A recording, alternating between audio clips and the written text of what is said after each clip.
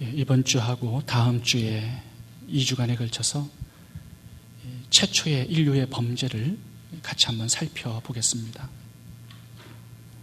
많은 분들이 이렇게 질문을 하시는 것 중에 하나가 하나님이 왜 선악과를 두셨느냐? 인간이 뻔히 따먹고 죽을 줄 알면서 왜 선악과를 만들어 놓고 그걸 따먹게 하고 따먹은 인간을 또 죽음으로 몰아넣느냐? 하나님은 참 고약하고 나쁜 하나님이다라고 말하는 분들이 있습니다. 하나님의 입장에서는 선악과를 두어야만 하는 그런 이유가 있으셨습니다. 인간은 다른 피조물과 다르게 완전한 자유의지를 가진 존재로 만드셨습니다. 그러니까 하나님의 형상을 따라서 우리를 만드셨는데 하나님의 형상 중 하나가 완전한 자유입니다. 자유. 근데 이 자유는 통제를 받는 자유일 때 이게 참 진짜 자유가 될 수가 있습니다. 제가 여러분들을 때리고 욕하고 또 총으로 쏴서 죽일 수 있는 그런 자유의 선택권이 저에게 있습니다. 물론 그렇게 하면 내 자신과 여러분들이 불행하기 때문에 나는 그 자유를 선택하지 않는 것뿐입니다. 그러나 여러분, 은행 강도라든가 강간범이라든가 사기꾼이라든가 유괴범이라든가 이 깡패같이 폭력을 마음대로 행사하는 사람들을 봐보세요. 마음대로 자유를 행사하지만 그들도 불행하고 또 그들 주위에 있는 이웃들도 불행합니다.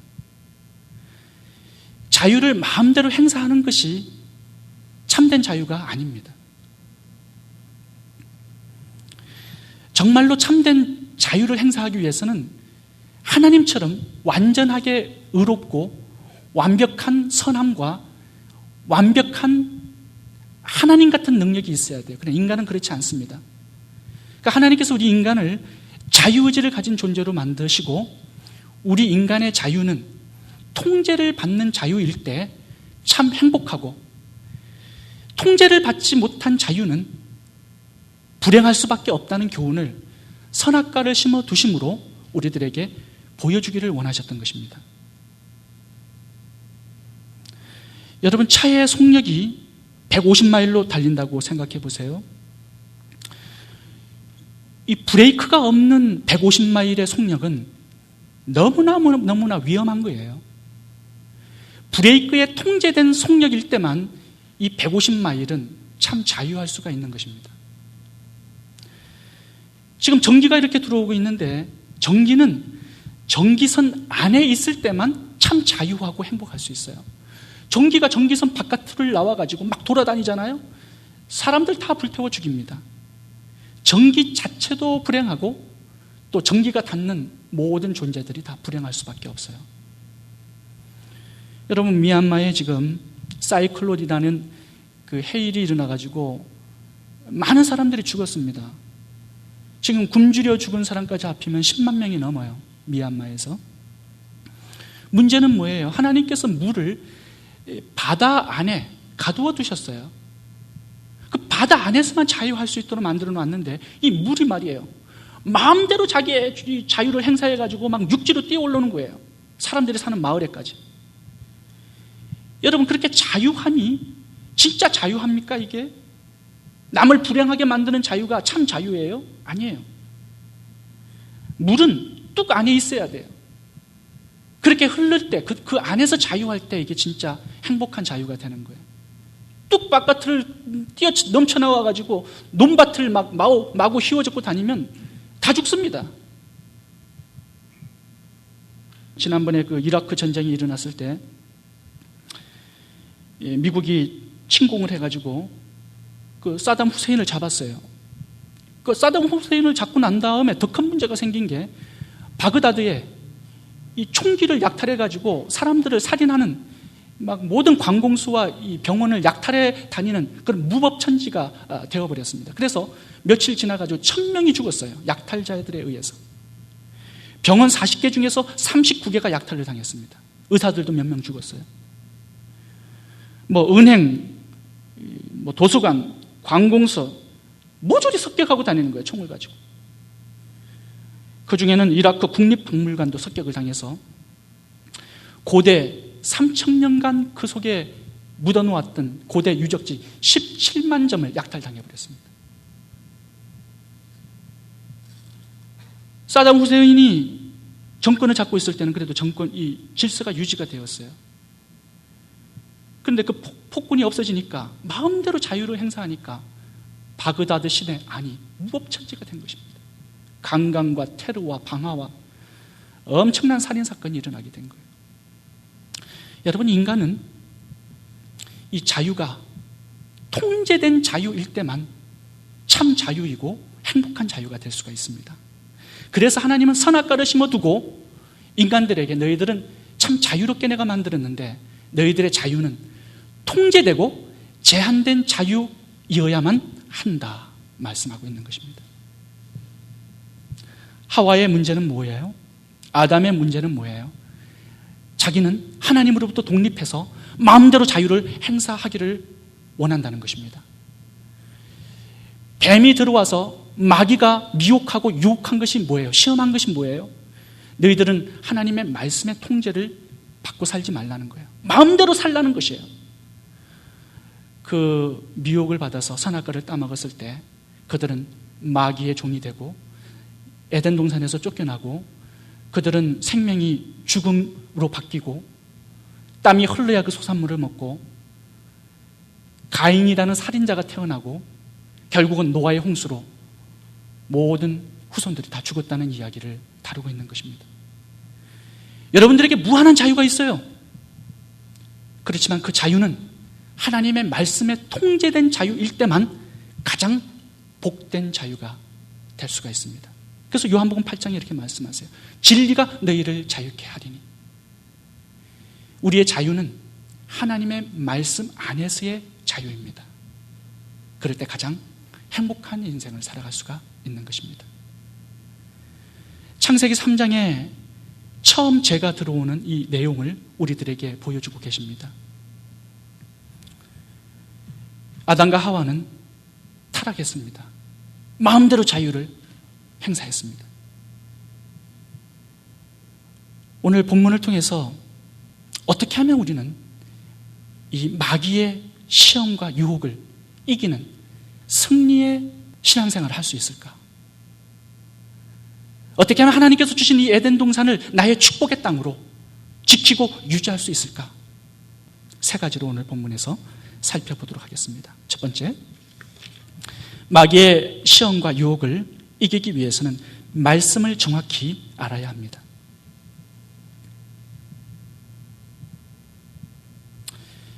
하와가 마귀의 유혹과 시험에 넘어진 이유는 말씀을 정확히 알지 못했기 때문입니다. 이 사단이 여자를 먼저 공격의 대상으로 삼았습니다. 그 이유는 이 하와가 하나님의 말씀에 약했고 하나님의 말씀에 부족했기 때문에 그런 것입니다. 이 선악과를 따먹지 말라는 이 금지 명령은 창세기 2장 22절에 하와가 태어나기 전에 아담에게 먼저 주신 명령이었습니다. 그러니까 아담은 하나님으로부터 직접 명령을 받았고 하와는 늦게 태어나서 아담으로부터 간접적으로 이 선악과 금지 명령을 말씀을 배웠던 것입니다. 그래서 하와는 말씀에 대한 체험과 깊이와 성숙도와 신뢰도가 아담보다는 약했습니다. 그래서 뱀은 여자를 공격의 대상으로 먼저 삼았던 것입니다. 오늘 이 창세기 3장의 뱀과 하와의 대화 장면을 이렇게 살펴보면 하와가 얼마나 말씀을 소홀히 여기고 있었는지, 말씀에 얼마나 많은 잘못을 범하고 있는지 우리가 세 가지로 살펴볼 수가 있습니다. 창세기 3장 2절을 보도록 하겠습니다. 여자가 뱀에게 말하되 동산 나무의 실과를 우리가 먹을 수 있으나. 맨 처음에 하와가 잘못했던 말씀에 대한 잘못은 첫 번째, 말씀을 삭제한 것입니다. 삭제. 말씀 삭제. 이것이 굉장히 큰 문제였습니다. 창세기 2장 16절을 한번 같이 볼까요? 누가 한번 좀 읽어주시겠어요? 2장 16절과 17절.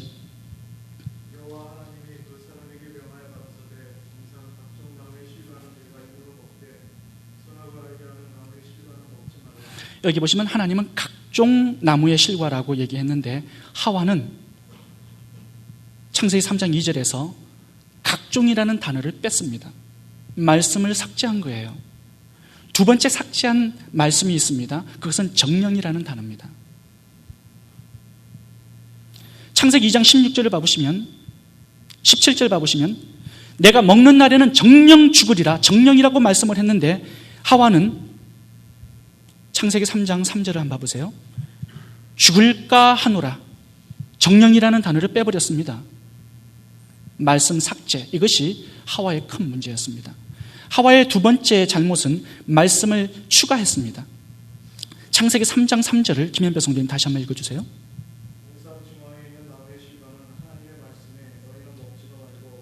됐습니다. 이렇게 만지지도 말라는 말씀을 하나님이 하신 적이 없어요. 하와가 집어넣은 거예요. 자기 말이에요. 말씀 추가, 이것이 두 번째 잘못이에요. 세 번째 잘못은 굉장히 큰 잘못입니다. 말씀을 약화시킵니다. 하나님께서는 창세기 2장 17절에 정령 죽으리라고 얘기했는데 하와는 죽을까 하노라, 그러니까 죽을 수도 있고 죽지 않을 수도 있다, 이렇게 말씀을 약화시켰습니다. 말씀을 빼고 말씀을 더하고 말씀을 약화시키는 이 문제가 바로 하와의 문제예요. 근데 이 문제가 그 당시에만 문제가 있었던 것이 아니라 오늘날 모든 그리스도인들에게 이 문제가 동일하게 있어요. 여러분, 말씀을 빼지 않아요? 말씀을 더하지 않아요? 말씀을 약화시키지 않으세요? 호세아서에 보면은 호세아가 안타까운 마음으로 이렇게 성경 구절을 적고 있어요. 내 백성이 지식이 없어, 말씀에 지식이 없어 망하는도다. 말씀을 정확하게 알지를 못한다는 거예요. 이스라엘 백성들이 말씀을 모르는 백성들이 아니에요. 어릴 때부터 말씀 훈련을 4살 때부터 받고 자라요. 그래도 불구하고 호세아 선지자는 내 백성이 말씀에 대한 지식이 없어서 망한다, 이렇게 말씀을 하고 있어요. 뭐예요? 말씀을 정확히 알지 못한다, 이 말씀입니다.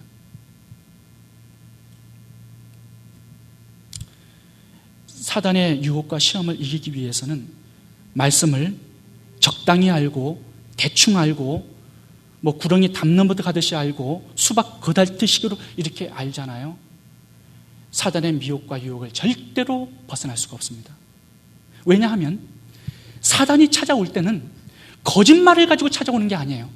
하나님의 말씀을 들고 찾아와요. 그래서 말씀을 비슷하게 거짓말을 치는 것입니다. 그래서 성도들은 말씀을 정확하게 알지 못하면 다 미혹과 시험에 넘어가게 되어 있는 것입니다.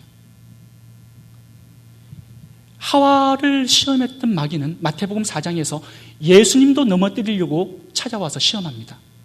마태복음 4장 4절을 보시면 마귀가 찾아와서 이렇게 시험을 합니다. 돌을 가지고 떡을 만들어 먹어라. 높은 성전에서 뛰어내려 봐라. 세상 온천하 만국을 보여주면서 내게 절하면 이걸 내가 다 너에게 주겠다. 시험을 합니다.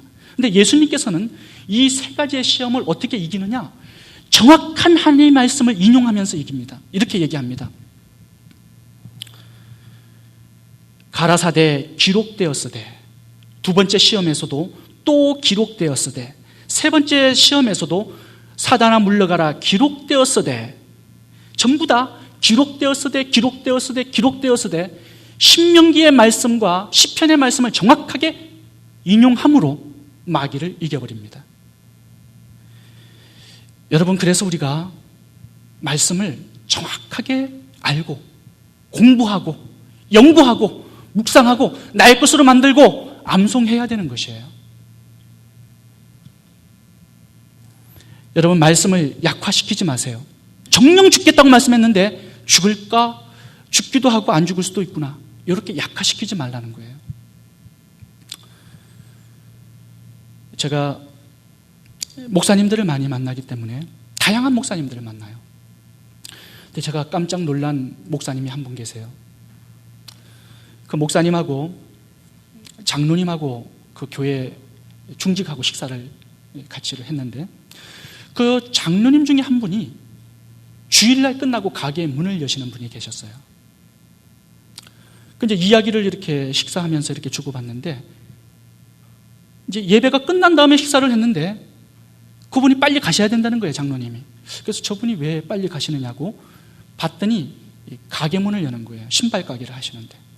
그래서 목사님께 끝나고 난 다음에 장로님이 그렇게 가게 문을 주일날 열어도 괜찮으세요? 이렇게 물어봤어요. 그랬더니 목사님께서 아니, 예수를 믿으면 구원받는데 그게 무슨 상관이세요? 이렇게 말씀을 하시는 거예요. 제가 굉장히 충격을 받았습니다. 왜냐하면 저는 주일 성수는 온전히 지켜야 된다고 믿고 있는 사람 중에 한 사람이에요. 그러니까 주일날 뭐 골프를 치러 간다거나 예배 끝나고 극장을 간다든가 가게 문을 열면은 저는 그냥 까무러칩니다. 너무 놀래가지고. 근데 많은 교회에서 장로님임에도 불구하고 하나님의 말씀을 약화시키는 그런 분들이 많이 계세요. 이게 바로 사단의 전략이에요.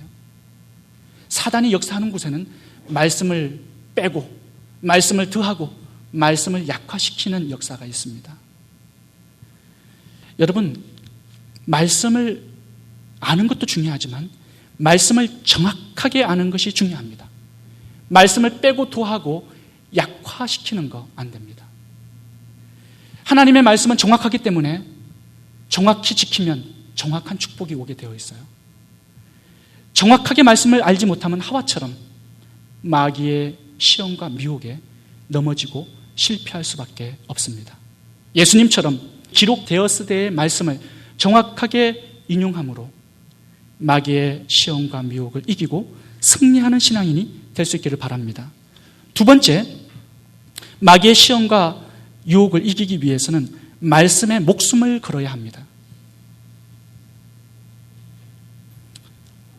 여러분, 말씀을 정확히 아는 것만으로 타락하지 않을 수 있는가? 그래도 타락합니다. 그래도 마귀의 유혹을 벗어날 수 없습니다. 하나님의 말씀에 목숨을 걸고 100%의 전 생애를 들이지 않는 한 마귀의 유혹과 시험을 절대로 벗어날 수 없습니다. 여러분, 오늘 본문에서 아담을 한번 살펴보겠습니다. 창세기 3장 6절을 한번 읽어주시겠어요? 여자가 그 나무를 본즉 먹음직도 하고 보암직도 하고 지혜롭게 하는 나무는 헛스럽게도 하는 나무인지라. 여자가 그 실과를 따먹고 자기와 함께한 남편에게도 주매 그도 먹었으니. 남편 아담은 하나님으로부터 직접 말씀을 들었던 사람이었습니다. 말씀을 너무나도 정확하게 알고 있었고 하나님께서 전 우주를 창조하신 그 내용들을 샅샅이 다 알고 있었던 사람이에요. 말씀을 너무나 정확히 알고 있었던 사람이었지만 같이 먹고 죽었다는 것이 오늘 본문의 기록입니다. 아무리 말씀에 정통하고 말씀을 정확히 알아도 그 말씀에 목숨을 걸지 않는 한 마귀의 시험에 벗어날 수 없습니다. 창세기 2장 16절에 이 단어가 중요한 단어입니다. 정령이라는 단어. 그런데 마귀는 어떤 단어를 썼느냐? 창세기 3장 4절 결코, 인간의 단어를 한번 살펴보겠습니다. 창세기 3장 3절 죽을까? 세 단어가 창세기 3장에 나와요. 하나님의 단어 정령, 마귀의 단어 결코, 인간의 단어 죽을까? 이 까라는 단어는 하나님의 정령과 마귀의 결코 사이에 중간에 있는 걸쳐있는 단어예요. 정령 죽을 수도 있고 결코 죽지 않을 수도 있는 가운데 양다리를 걸치고 있는 단어가 바로 까라는 단어입니다. 무슨 의미냐 하면 하나님께 50%의 헌신을 드리고 마귀에게도 50%의 헌신을 드리고 있었다는 거예요.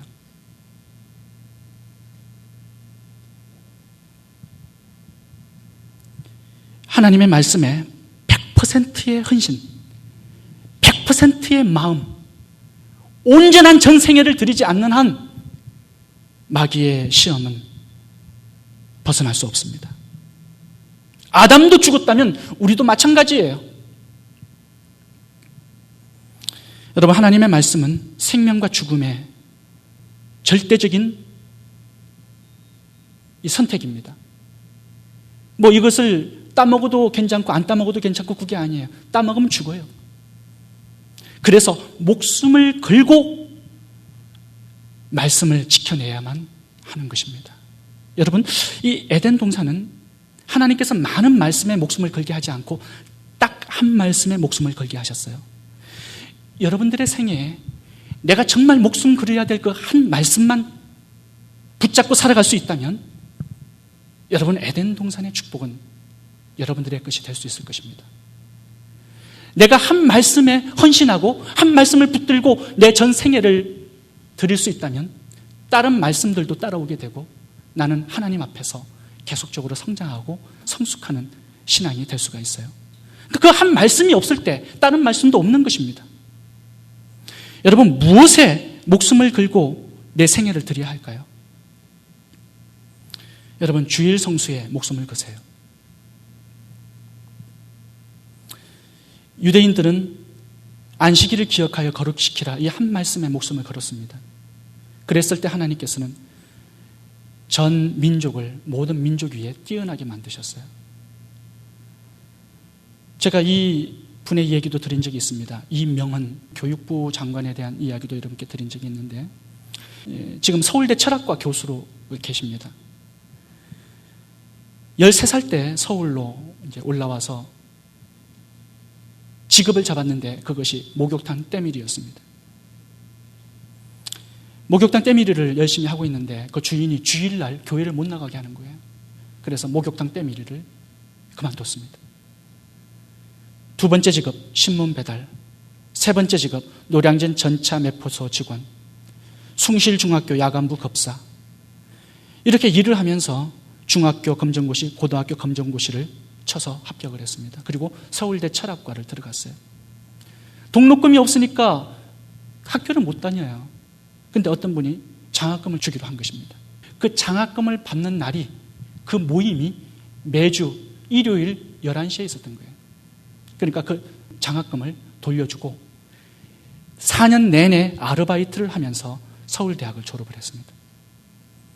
그 후에 미국 브라운 대학 국비 장학생으로 유학을 갑니다.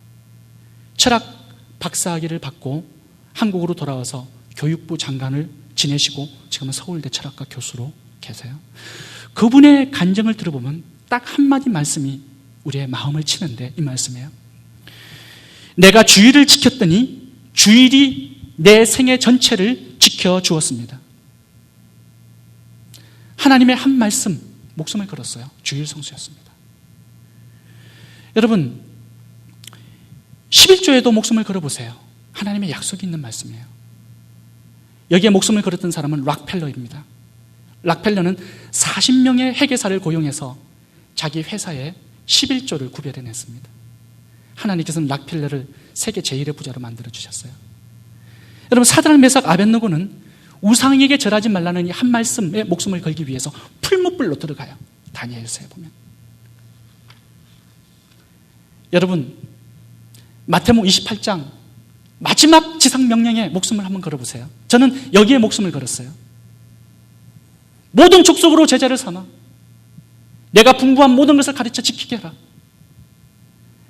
많은 선교사님들이 이 한마디 말씀에 목숨을 걸기 위해서 세계 각국으로 나간 거예요. 17,000명의 선교사님들이. 저는 탄자니아 선교사 때 우간다에 사역하시는 이상호 선교사님을 만난 적이 있어요. 제가 그분의 집을 찾아갔을 때 그분은 정글 깊은 곳으로 들어갔다가 사역에 실패하고 나온 직후였습니다. 얼마나 눈물이 나는지 그분의 근 1년간의 정글에 들어가서 사역한 실패담을 저에게 얘기를 해주시는데 말을 하는데 이빨이 하나도 없어요. 그래서 제가 물어봤어요. 왜 이빨이 다 빠졌어요? 그 1년 동안에 영양실조를 걸렸다는 거예요. 그러니까 사모님도 이빨이 다 빠지고 목사님 이빨이 다 빠지고 그 아들 2명도 다 빠졌어요. 무슨 병에 걸렸는지 이가 하나도 없어요. 이상호 선교사님께서 저에게 나중에 이렇게 말씀하시더라고요. 내 이빨 빠진 거는 괜찮은데 내 아내 이빨 빠진 것이 그렇게 고통스럽다는 말씀을 하시더라고요. 한마디 말씀에 목숨을 걸기 위해서 그런 생활을 하시는 거예요. 여러분들의 생애 가운데서도 내 생애를 드라이브할 수 있는 하나의 말씀이 있어야 돼요. 내 목숨 전체를 드릴 수 있는 이 한 말씀이 있어야 돼요. 목숨을 걸 수 있는 한 말씀. 노아는 방주를 만들라는 이 한 말씀에 목숨을 걸었어요. 전 생애를 드렸어요. 아브라함 독자 이삭을 바치라는 이 말씀에 자기의 목숨을 드렸어요.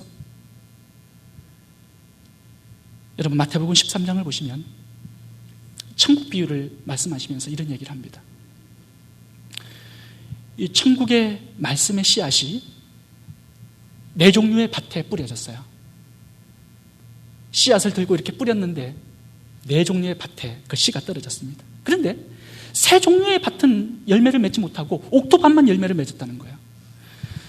여러분 하나님의 천국은 말씀으로 이루어지는 천국이에요. 그렇지만 어떤 사람들에게는 하나님의 이 천국의 도구가 되고 어떤 사람은 그렇지를 못해요. 차이점은 뭔지 아세요? 길가밭, 가시떨기밭, 돌짝밭, 옥토밭에만 열매를 맺었는데 차이가 뭔지 아세요? 전부 다 말씀이 떨어져서 말씀이 붙어 있었어요. 옥토밭은요, 말씀을 삼켜버린 거예요. 말씀을 삼켜버린 거예요. 다른 밭들은 말씀을 그냥 소홀히 여기고 내동쟁이 쳤어요. 말라 죽었어요, 씨앗이. 새가 와가지고 다 집어먹었어요. 여러분 하나님의 말씀을 먹어버려야 됩니다. 전부 삼켜버려야 됩니다. 그럴 때 하나님의 나라가 나의 생애를 통해서 이 땅에 이루어지게 되는 것이에요. 예수님께서 십자가를 지라는 이 한마디의 말씀에 그분의 전 생애를 드렸어요. 예수님을 통해서 이 땅에 하나님의 나라가 이루어졌습니다. 여러분 절대 다수는 말씀을 많이 알지만 목숨을 걸지는 않습니다. 말씀에 목숨 거는 소수의 사람을 통해서 지금도 하나님의 나라가 이루어지고 있는 것이에요. 성경을 줄줄 암송한다 해도 말씀에 내 목숨을 드리지 않는 한, 내 생애를 드리지 않는 한 아무 쓸모 없습니다. 생명과 무관한 사람입니다. 에덴은 하나님의 말씀 한마디에 목숨을 거는 사람이 만드는 거예요. 마귀는 그 한 사람을 이기지 못합니다. 말씀에 목숨 걸은 그 한 사람이 있는 곳에 하나님의 나라가 세워지고 하나님의 새로운 역사가 이루어지는 것입니다. 세 번째, 마귀를 이기기 위해서는 하나님의 사랑을 의심하지 말아야 합니다. 하와가 선악과를 따먹고 타락한 이유는 하나님의 사랑을 믿지 못했고 의심했기 때문입니다. 오늘 창세기 3장에서 뱀과 하와의 대화를 한번 잘 살펴보세요. 뱀이 집중적으로 공격하는 것이 하나님의 사랑을 믿지 못하게 만드는 그 부분입니다. 성경 구절을 같이 보겠습니다. 창세기 3장 1절 봐보세요. 제일 먼저 뱀이 한 말이 뭐냐 하면 하나님이 참으로 뭔가 의심을 가져다 주는 메시지예요. 하나님이 참으로. 두 번째 메시지를 봐보세요. 하나님은 정령 죽으리라 말씀했는데 사단은 결코 죽지 않는다. 하나님을 거짓말장이로 만들고 있습니다.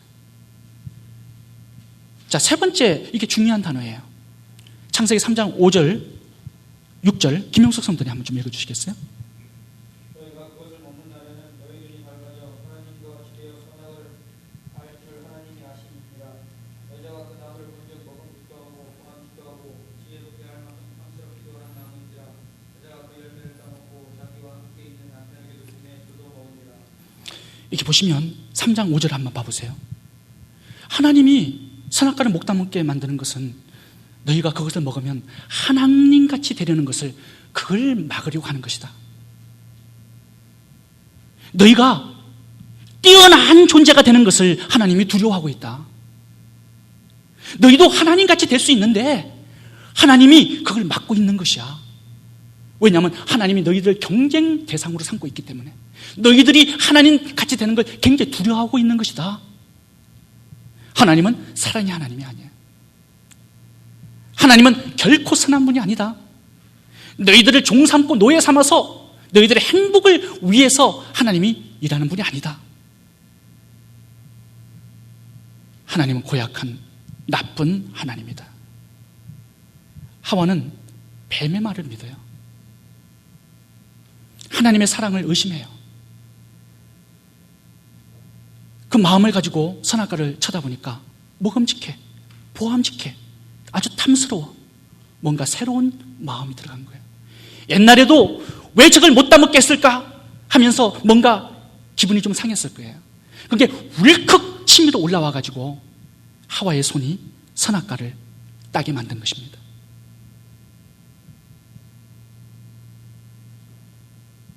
여러분, 우리는 이렇지 않을까요? 자동차 사고 한번 나보세요. 하나님을 없다고 그래요. 그건 둘째치고 자동차 타고 가다가 교통순경에 잡혀가지고 티켓 하나만 띄잖아요. 그러면 교회 안 나오는 사람 많아요.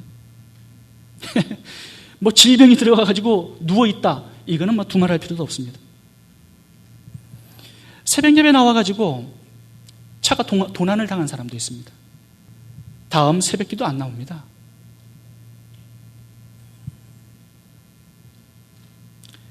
여러분, 이 하와를 시험했던 마귀가 마태복음 4장에서 예수님을 시험하는데도 동일한 작전을 씁니다.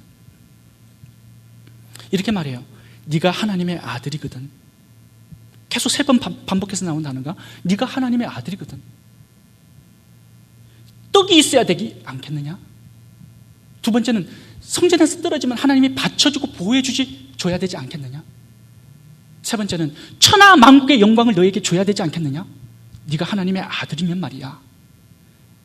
예수님은 뭐라고 그래요? 떡이 없어도, 하나님의 보호가 없어도, 천하 만국의 영광이 없어도 내가 하나님의 자녀인 거 의심하지 않는다. 그분이 나의 아버지인 거 의심하지 않는다. 3번 전부 다 하나님의 말씀을 가지고 대적했을 때 사단은 물러갑니다.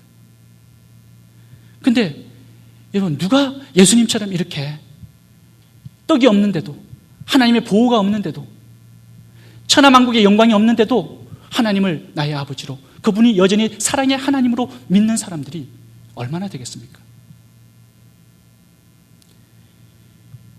하와를 찾아왔던 마귀가 예수님을 찾아가고 그리고 욥도 찾아왔습니다. 욥은요, 정말로 하나님을 원망 불평해도 되는 그런 사람이었어요. 왜냐하면 하루아침에 5가지가 다 날아가요. 재산 다 날아갑니다. 자녀 다 죽습니다. 부인 도망갑니다. 건강 잃어버립니다. 명예 하루아침에 다 떨어졌습니다. 5가지를 하루아침에 다 잃어버려요. 그리고 마귀가 찾아와서 이렇게 얘기합니다. 욥아, 내 환경을 좀 돌아보아. 정말 하나님이 좋으신 하나님이라고 믿느냐? 그렇게 좋으신 하나님이 왜 너의 재산을 다 빼앗아 가겠느냐? 왜 자녀를 다 죽이겠느냐? 왜 부인 도망가게 만들겠느냐? 왜 건강 치시겠느냐?